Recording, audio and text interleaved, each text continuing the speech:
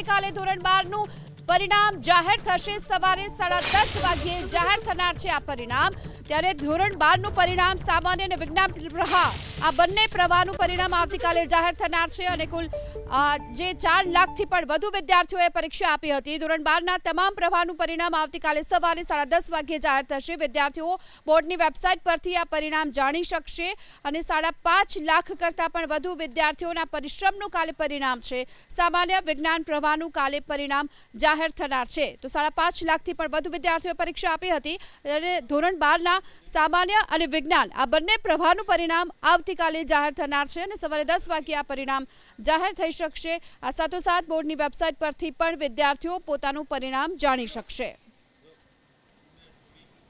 તો આવતીકાલે ધોરણ 12નું પરિણામ જાહેર થશે। સવારે 10 વાગ્યે બોર્ડની વેબસાઇટ પર આ પરિણામ જાહેર થશે અને વિદ્યાર્થીઓ ત્યાંથી પણ જોઈ શકે છે પોતાનું પરિણામ।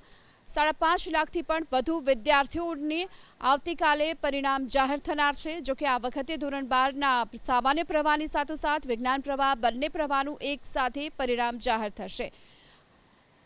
શિક્ષણ મંત્રી કુબેર ડિંડોરે આ અંગે ટ્વીટ કર્યું છે। વિદ્યાર્થીઓ તેમનું પરિણામ બોર્ડની વેબસાઇટ gseb.org પર પોતાનું બેઠક ક્રમાંક નાખી અને જાણી શકશે પોતાનું આ પરિણામ। આ સાથોસાથ જો કે ફેબ્રુઆરી-માર્ચ 2025માં યોજાયેલ ધોરણ 12 વિજ્ઞાન પ્રવાહ અને સામાન્ય પ્રવાહની પરિણામ છે તે બોર્ડની વેબસાઇટ પરથી જાણી શકાશે।